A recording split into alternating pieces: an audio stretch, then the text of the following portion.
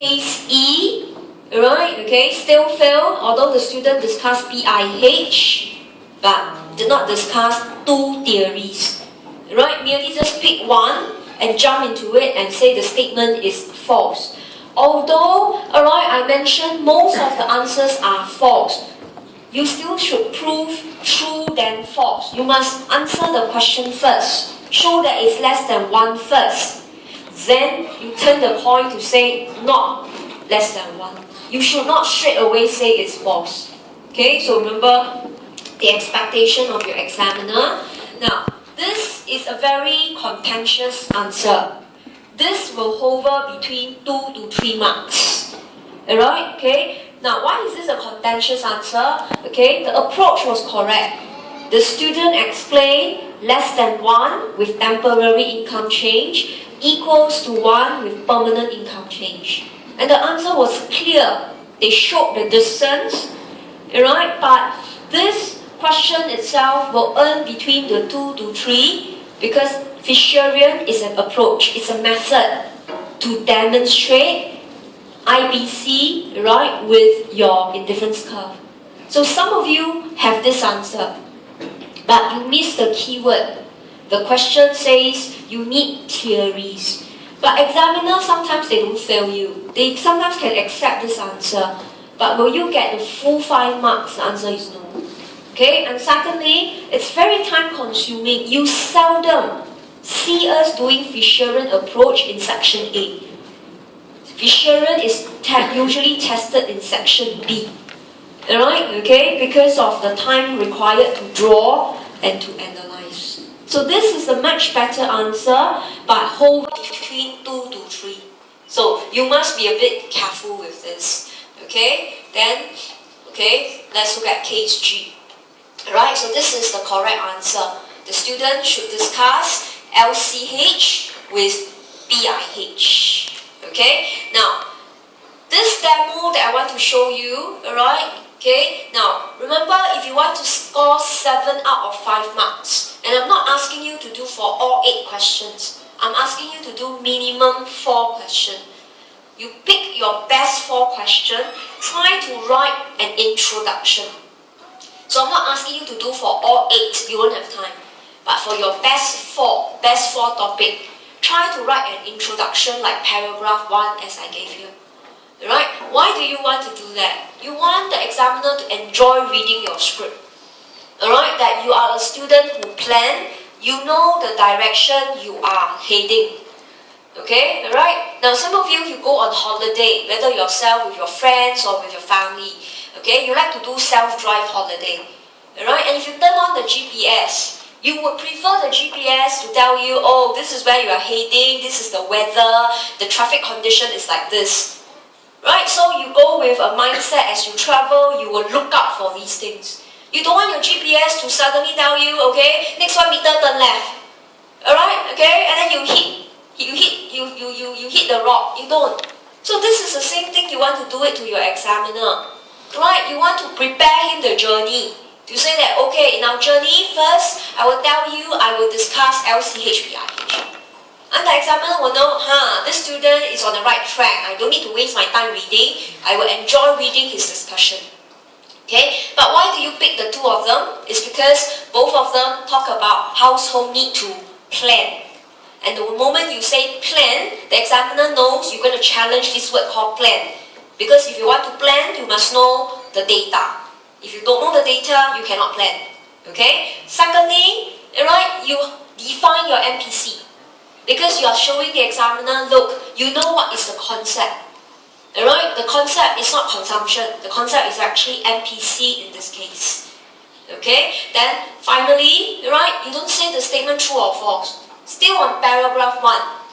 You already preempt him and say, my answer, whether true or false, it depends. Then he knows, okay, the journey is one that, you're right, you not bring him up the mountain and the valleys. You will bring him straight to the finishing point. And you will say, whether MPC equals or less than 1, it depends on how you compute your wealth. Alright, how you actually compute your total wealth and how you spend it, which I will demonstrate in a moment.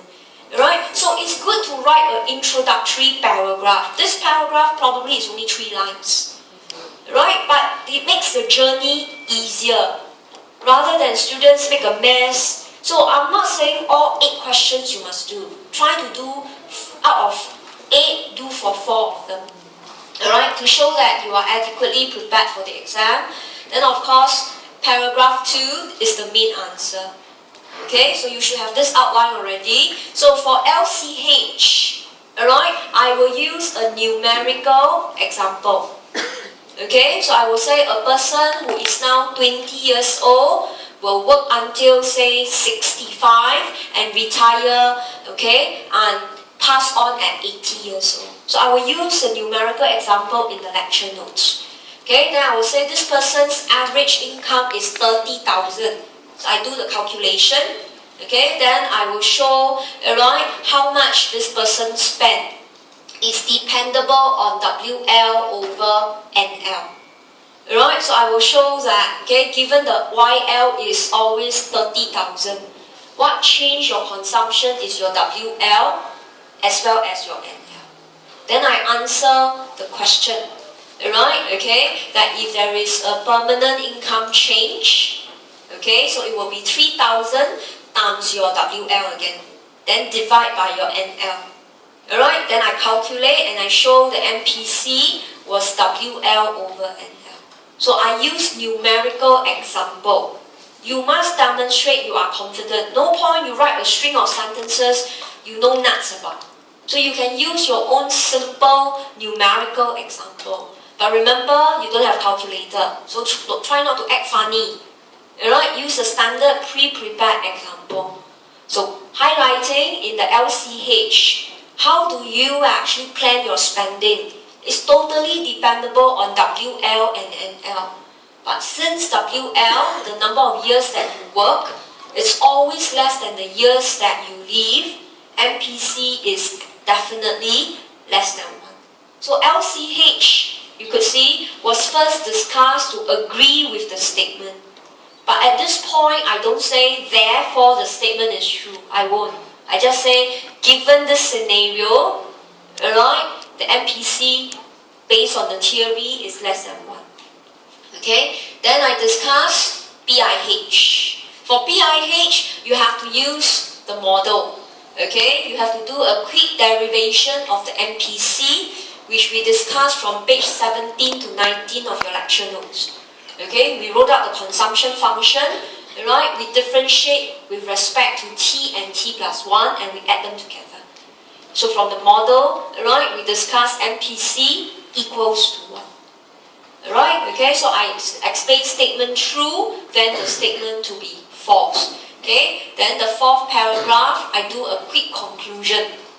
Okay, and I mention what was the assumption. The assumption was individuals, right, they know how their permanent income changed. They know for LCH was 3,000 for 45 years. So you know exactly it is 3,000, the amount, and you know you're going to earn 45 years. That's how you calculate LCH. BIH is, you know that it's going to happen every year. Okay, then from there, I challenge these assumptions. Alright, that number 1, you don't even know how many years you work. You don't know your WL at all. Secondly, you don't even know your income. Alright, you don't even know your permanent income. So as such, if you know you don't have permanent income, you don't have permanent employment, what will you do? Your income can still increase, but you will only spend a fraction. Therefore, you see, I don't use the word true or false. I say it is therefore acceptable in the real world that MPC is less than 1. You see, so I don't phrase my answer to say true or false. But it was in a very debatable mood. True, then false, then however. Looking at the real world, what is the stand? The stand is it's less than 1. Alright, so some of you who have planned your answer, you might have missed out your C and S. Alright, maybe your I is also missing. You didn't know the assumption in the model was you knew the income, you knew you're going to earn it in your working years. That was an assumption. You knew your working years. But in the real world, we don't know our working years. There's no more permanent employment, permanent income. Alright? So ask yourself, where do you stand? Okay? If you cannot reach my paragraph 4, you are still fine. At least, right, you have been able to explain LCH and BIH. That is the minimum you must do. But if your answer was merely KCF, or you don't even have models, yours was purely, right, some historical data, okay, and your answer was 2-3 liner, you won't fail. So go back, write out this answer. It will take up about 1 page, or even overspill a little. Right? Okay? So, highlighting to you, this is the skill set. Let me just toggle back. This is the skill set that you should display, your EPICS. Explain, prove, indicate assumption, challenge assumption if there is, see the work. So, like I say, in lecture, I've taught you E and P. So, in tutorial, you must select the correct E and P. But on top, you have to push yourself to do your I, C, and S. Indicate assumption, challenge it if any, see the world. Okay, alright? So with that, we move on to the rest of the question. So I'm going to demonstrate to you, if I'm a student, how do I draft my outline. So all the answers are put up on the Google Drive already. Okay, so don't spend too much time copying, but see how I actually analyze it. Okay, so question 1, not difficult. Already told you LCH. Alright, so when I see question 1, the moment the question say LCH, I don't need to think high and low already. I just use it. Right, so I recall, what is LCH? LCH is consumption is constant. Okay, how do you measure this consumption? Is your years of working times your average income divided by your years of living. Alright, so make sure you define all of them because they are not standard notation. Okay, and you can also include an example. Right, so the question wanted the model, so I know I have to briefly explain what the model is about. It is about measuring a smooth or a constant consumption. And how do I get this value? I take my WL, multiply by my YL, divide by my NL. Okay, but by doing this, you don't earn marks. You only tell the examiner what you understood.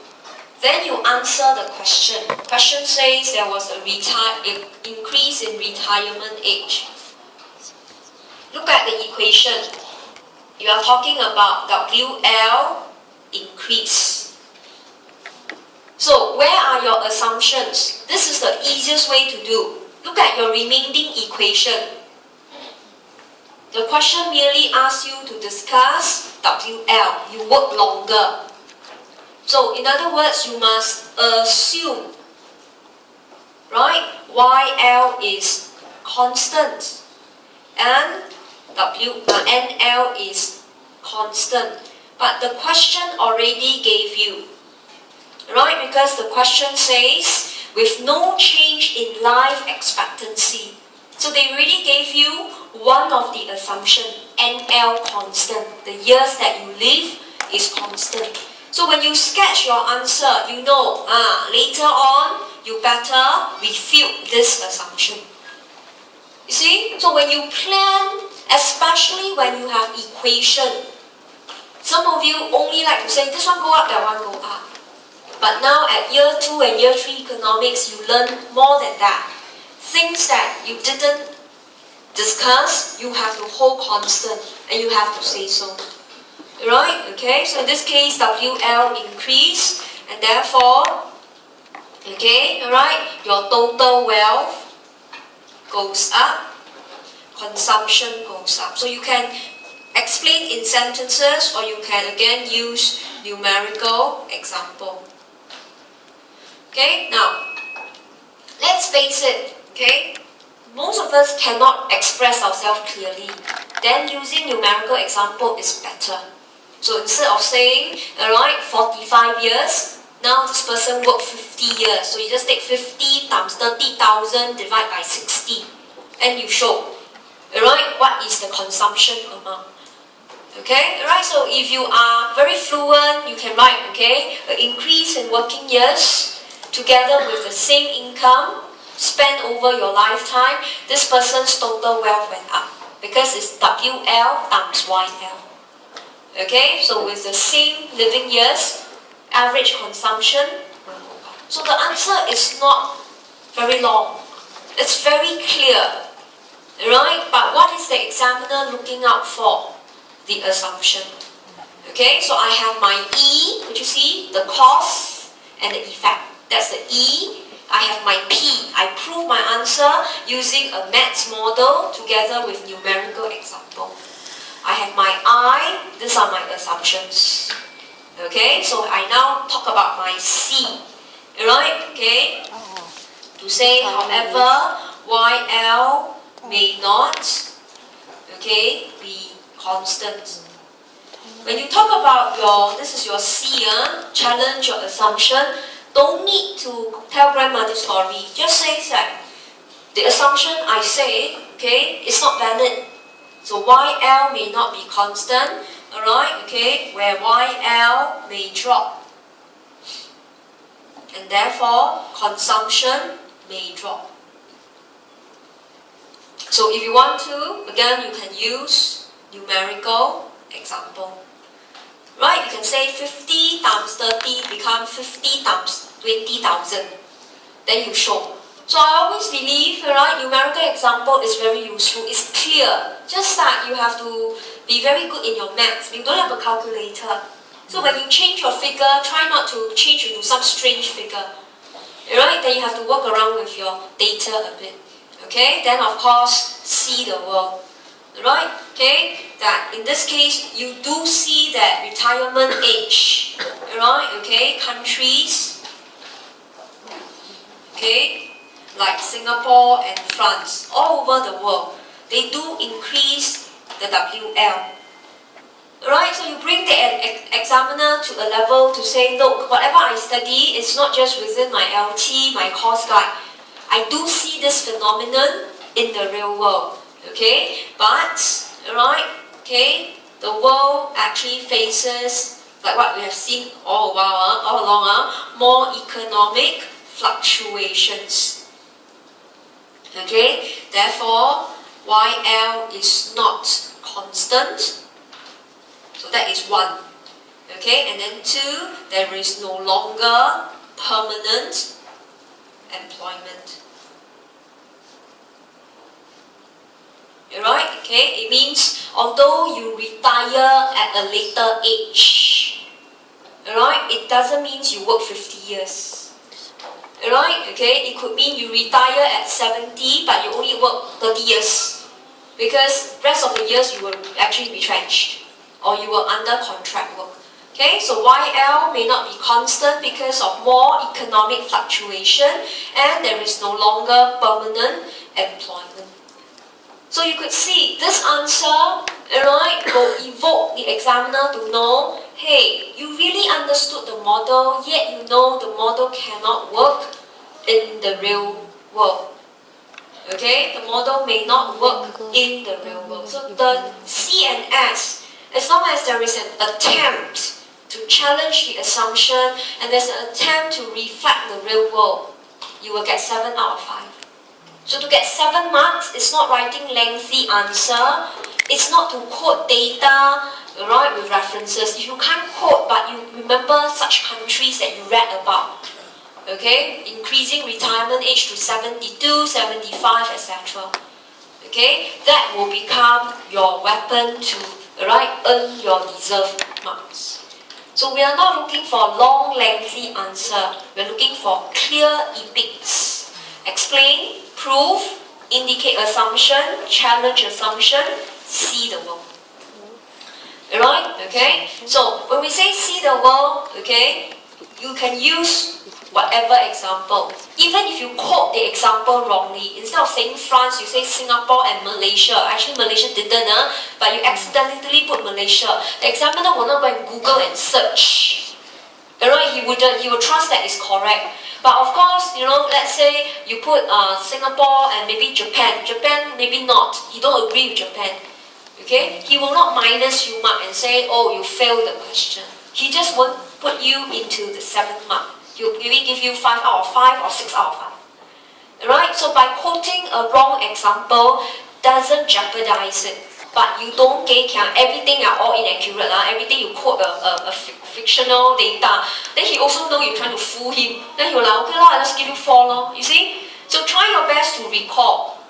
Alright? But the step S is always essential. So when questions are very easy, like question 1, don't say I want to pass. You will end up failing it. Because you write very little. Tell yourself you want to excel. That's where your epics will come in. Okay, when questions are easy. So you go back and try out. You can change it to decrease retirement age. There's many versions you can try on. You can go and change it to, increase life expectancy, decrease life expectancy. And try out your epics. So you need a lot of practice. Gear yourself to think according to your examiner's expectation. Alright, so that was question 1. I've done question 2 with you already. Okay, alright, so question 1, is it true or false? You realize I didn't say true or false at all. Alright, I leave it like that because it's the approach. But generally, if you use this, the statement is still true. So I don't say in conclusion is true. I don't know. I just leave it. Right, okay? Or you can say the theory is true to a certain extent, but never say it's definitely true. Question 2, right? But for this case, it's definitely false because you have 2 theories that show the contrast. Okay? Now, let's look at question 3. Okay? Now, question 3 is actually very difficult. Whenever examiner give you this 2-letter word, you have to really read and understand. They give you if means they give you the condition. You must use it. You cannot ignore it. So they already told you if REP is true, you cannot say it's false anymore. You have to use it. Then a permanent tax cut with no corresponding reduction in government spending is not feasible. Alright, okay? Now, students, they thought when they saw REP, they're very happy. Okay? So students who score 1 mark is they don't care the question. They vomit wholesale. What is REP? How it works? How it doesn't work? Full stop. You will fail. It was very specific. Okay? There was a permanent tax cut. So what is the key word in this question? There are 2 keywords. The 2 keywords is the word true. You must hold it true. And there is actually this word permanent. Why didn't the question just say tax cut? Why must it say permanent? You see, when government say, I'm going to cut this tax forever, it's very serious, because you can never raise it again. So it means the economy must be in some serious condition, right? That you have to remove it. So a lot of students don't. The entire answer was tax cut, tax cut, tax cut. Forgetting it was permanent. Alright, so let's look at how we approach this question. Now, to do question 3, your goal is not to score 5 because this is very tough. Your goal is to score 3, then you have to push yourself to score a 5. Alright, so let's sketch out this outline. So as I read this question, alright, the question says, given